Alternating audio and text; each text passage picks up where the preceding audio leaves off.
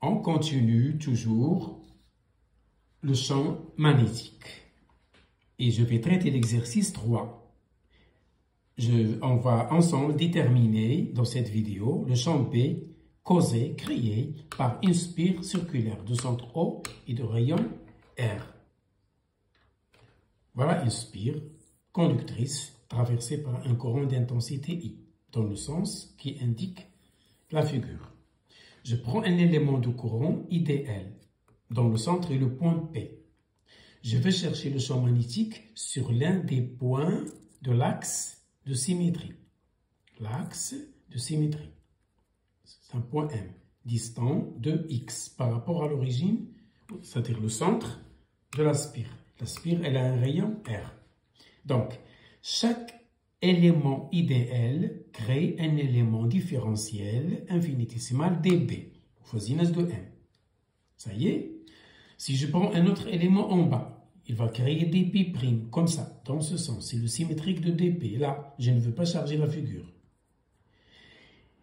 Si je prends un autre élément, il va créer un autre champ dirigé dans ce sens, dans l'espace. Si je prends un autre élément opposé, dans l'autre sens, etc., etc. Donc, si je prends la résultante et je la projette sur l'axe X, je trouve le champ résultant.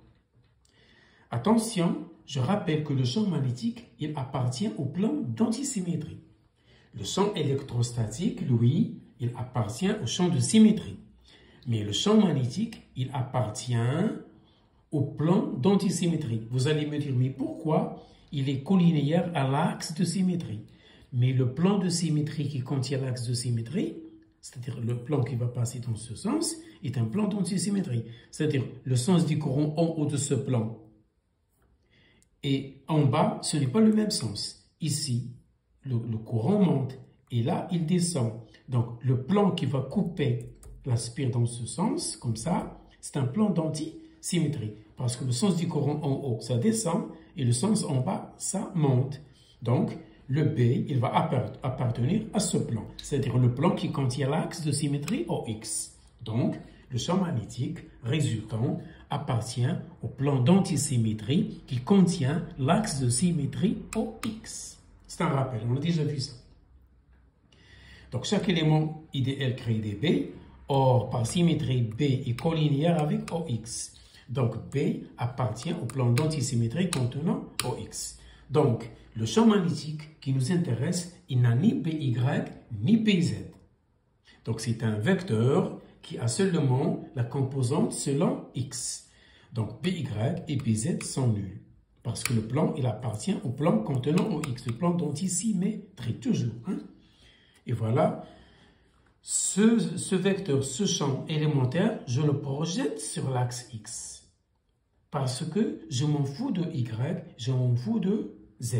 Donc, je dois me projeter sur l'axe OX. C'est ce que j'ai fait là, sans flèche. Hein? Donc, la projection, c'est le dB fois sin θ. Ce θ, je le retrouve ici.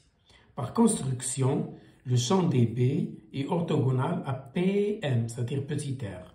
R, c'est PM. Celui qui crée est là où se crée le phénomène. Et voilà mon dBx. Ça y est. Donc, dBx égale mu0 I sur 4pi R au Q. Ça, c'est la formule de Biot et Savart. La norme de IDL vectorielle R. Je remplace et je trouve cette quantité. Voilà. Je dois me débarrasser de petit r. Ça y est.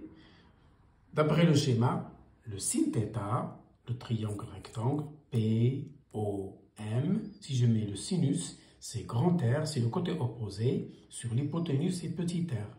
Et je tire 1 sur R, c'est sin θ sur R. Ça y est, et je remplace dans Px 1 sur R au carré par sin carré R carré. C'est ce que j'ai fait. Or, sin carré fois ce sin, c'est sin en cube. Ça y est.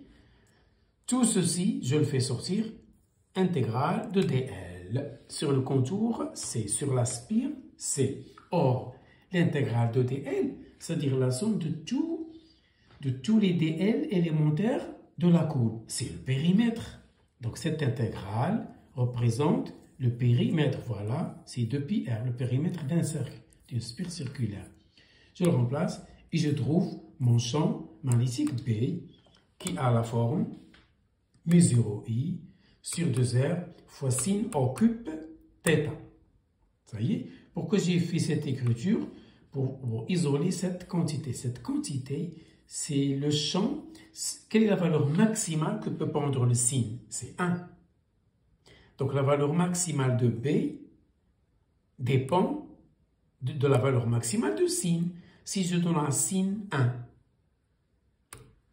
ça y est, si la valeur de le sinus est 1, alors le champ maximal, c'est mu 0i sur 2r. C'est le champ au centre. C'est le champ maximal. On va le prouver tout de suite. Voilà. Donc, le B que je viens de trouver, c'est B en haut, c'est mu 0i sur 2r, sin occupe 3. Avec B en haut, c'est le B maximal, c'est mu 0i sur 2r. Ou bien, je peux éliminer la variable θ et ne conservant que la variable x. Ça dépend de la question.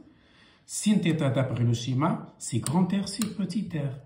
C'est grand R sur racine d'après Pythagore. Petit r, c'est racine de r carré plus x carré. Et je remplace sin au cube par ceci au cube. J'obtiens cette quantité. Ça, c'est le champ au centre de la spire circulaire. Ça y est. Donc, remarquez une chose que j'écris B de x, bien B en 1, puisque je n'ai ni BY ni BZ. Ça y est. Le Px est égal à B, c'est parce que je n'ai pas BY, je n'ai pas BZ. Donc, c'est une fonction qui dépend de x. Donc, voyons un petit peu les branches infinies. Si je m'approche du centre, c'est-à-dire x tend vers 0, alors le P est maximal. Il prend la valeur la plus grande. Si je m'éloigne, x tend vers l'infini, le champ s'affaiblit, tend vers 0. Tout ce que je viens de dire, je l'ai représenté graphiquement. Donc, c'est x qui commande la norme, le module, la valeur de B. Et on obtient cette courbe en cloche. Si vous faites l'expérience au laboratoire, vous trouvez cette courbe comme ça, avec les branches infinies et la valeur maximale. Voilà, il y a une tangente horizontale ici. En haut, le champ est maximal. Voilà pourquoi j'ai dit tout à l'heure que l'intérêt de choisir des antennes ayant la forme d'un cercle. C'est parce que au centre du cercle, le champ magnétique, l'énergie électromagnétique apportée par une onde électromagnétique est très énorme. Voilà pour cet exercice.